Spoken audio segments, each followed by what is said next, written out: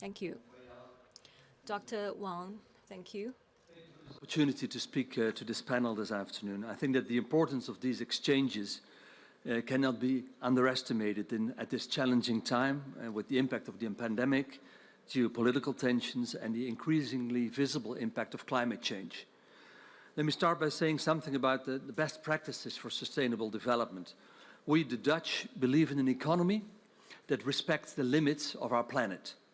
Earth Overshoot Day, the day that we exceed the Earth's capacity to regenerate the resources for each year, was already on the 28th of July this year, so very early.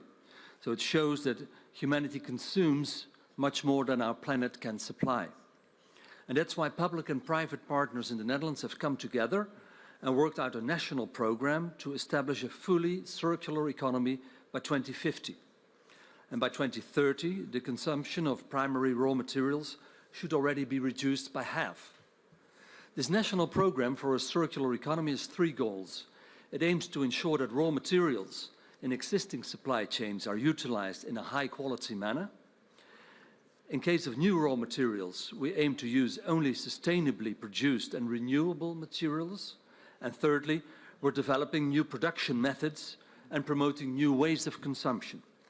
And to achieve that, the program has come up with transitional agendas for 5 sectors: biomass and food, plastics, the manufacturing industry, construction, and consumer goods. Both public and private partners have set money aside to achieve these goals, and collaborative programs have been set up for public, private, and academic institutions to exchange knowledge and experiences. And of course, governments can set up as many plans that they like, but it's essential that businesses are fully integrated in these plans, because in the end, they are the ones to execute them, and they are the main drivers of innovative solutions. Our national program for a circular economy is a case in point of how public-private partnerships can effectively spur sustainable development. Having said that, of course, achievements at a Dutch national level is not enough.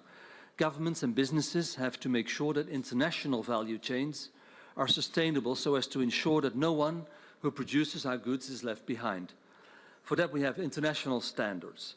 And over the years, I've met many inspiring entrepreneurs and CEOs around the world who are committed to sustainability through their business operations.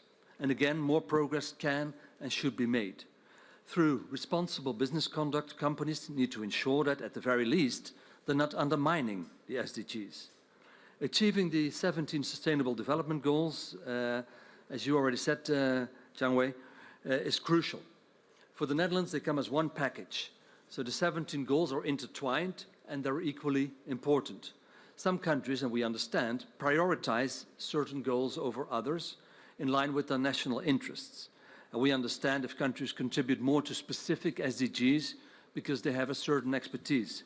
At the same time, we should make sure that we keep it as one integrated package, otherwise, it has a risk of weakening the SDGs as a global agenda.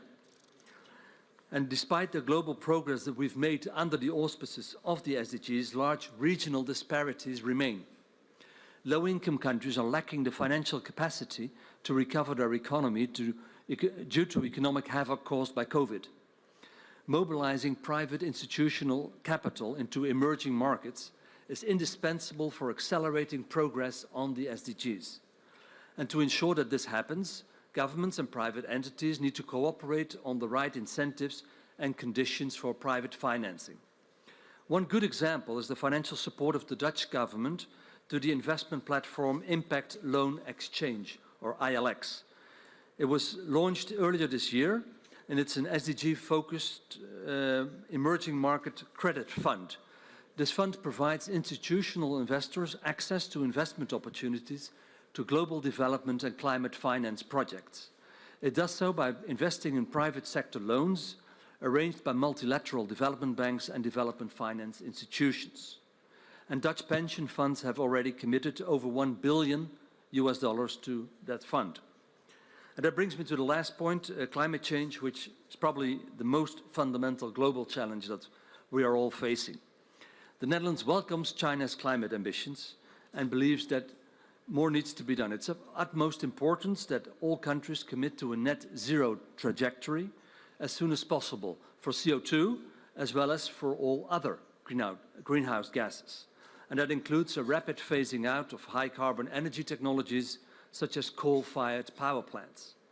We took positive note of China's announcement last year to ultimately phase out domestic coal.